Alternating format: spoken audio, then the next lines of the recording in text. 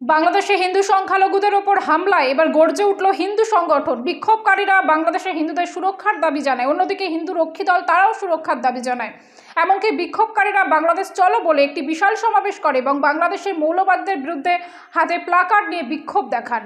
বিক্ষোভকারীরা বাংলাদেশের হিন্দুদের সুরক্ষার দাবি জানায় হিন্দু রক্ষী দল সংগঠন। এমনকি বিক্ষোভকারীরা বাংলাদেশ চলো বলে একটি বিশাল সমাবেশ করে এবং বাংলাদেশের মৌলবাদীদের বিরুদ্ধে হাতে প্লাকার্ড নিয়ে স্লোগান দেয়। হাজার হাজার মানুষ বিক্ষোভে যোগ দেয়। উল্লেখ্য, প্রতিবাদীরা করিমগঞ্জ কলেজ থেকে 14 কিলোমিটার দূরে থাকা ভারত বাংলাদেশ সীমান্তে সুতারকান্দিতে যাওয়ার কথা ছিল, কিন্তু নিরাপত্তার কারণে পুলিশ করিমগঞ্জ শহরের সেন্টার বাজার পয়েন্টে সমাবেশ বন্ধ করে দেয়। বাংলাদেশের সংখ্যালঘু হিন্দু সম্প্রদায়ের উপর আক্রমণের বিরুদ্ধে বিশাল প্রতিবাদ করা হয়েছে আসামের করিমগঞ্জ জেলাতে।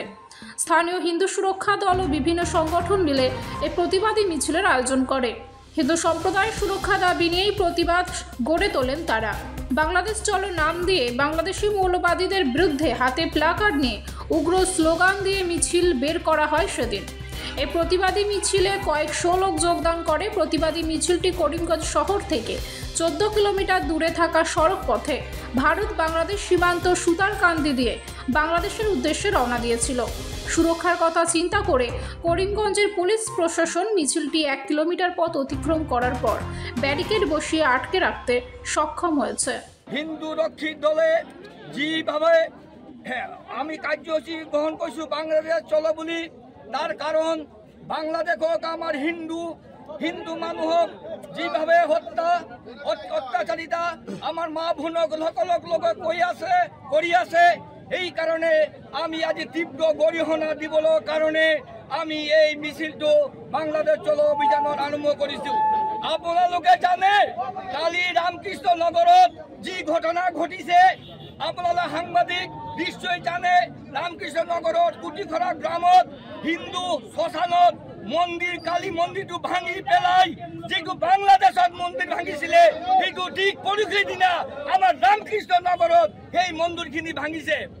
আজি কি জলালউদ্দিন আহমেদ বুলি যে মানুহজন আজি কৰিছে তাৰো তীব্ৰ গৰিহণা পুলিচ প্ৰশাসনক আমি জনাইছো। ইতিমধ্যে সিহঁতক গ্ৰেপ্তাৰ কৰি কঠোৰ শাস্তি দিবলৈ কাৰণে হিন্দু ৰক্ষী বাহিনী দলে আজি তীব্ৰ আহ্বান জনাইছে। ধন্যবাদ। আপোনালোকৰ আজি কি প্ৰগ্ৰাম আছে?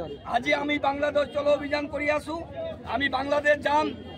আমি বাংলাদেশ গৈ কিনে হিন্দু যিমান আমাৰ আছে আমি মোদী চৰকাৰক এটা কথা কৈছো যে বাংলাদেশৰ 1,46 লক্ষ হিন্দু যে মানুহ আছে, মোদী চৰকাৰে তেখেতক আমাক অসমত লৈ আহক বা ভাৰতবৰ্ষক লৈ আহক, আৰু আমাৰ ইয়াত মুছলমান যিখিনি আছে সিহঁতক বাংলাদেশ পঠাই দিয়ক। এইটো আমি তীব্ৰভাৱে সিহঁতক মোদী চৰকাৰক আমি আহ্বান কৰিছো। আমাৰ লগতে আমি আমার মাননীয় অসমৰ মুখ্যমন্ত্রী জয় শ্রীরাম, গুরুজি মহারাজ কি জয়, হর হর মহাদেব। আজ 11 আগস্ট হিন্দু রক্ষী দলের ডাকে যেভাবে বৃহৎ সনাতন সমাজ এগিয়ে এসেছে চলো বাংলাদেশ অভিযানে, সবাইকে আমার শতকোটি প্রণাম।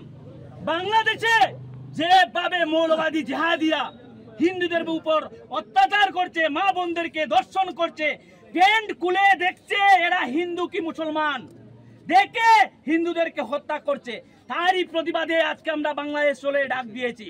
আজকে আমরা বাংলাদেশে যাব, গিয়ে বাংলাদেশকে পুনরায় ভারতের সঙ্গে মিশে দিব, যাতে অখণ্ড ভারতে পরিণত হয়। বাংলাদেশ ভারতের অংশ ছিল, এটা বললে চলবে না।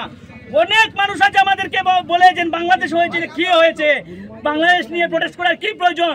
আমরা ভুলে গেছি বাংলাদেশ 1947 খ্রিস্টাব্দের সময় ভারতবর্ষের অংশ ছিল, কিন্তু জেহাদি মৌলবাদীরা দুটি পার্ট করেছিল, একটা ছিল হিন্দুস্তান এবং একটা ছিল পাকিস্তান। পাকিস্তানে ছিল মুসলিমরা আর হিন্দুস্তানে ছিল হিন্দু মুসলিম মিলে, কিন্তু পাকিস্তানে যে জায়গাতে ছিল 18% 19% হিন্দু, কিন্তু আজকের দিনে এই জায়গাতে হিন্দু নেই। বাংলাদেশে দেখা যাচ্ছে আগে ছিল স্বাধীনতার সময় 23%, কিন্তু আজকের দিনে 8%। এইসব দেখে আমরা বয়ে কাচ্ছি যে আগামী দিনে আমাদের করিমগঞ্জে কি হবে।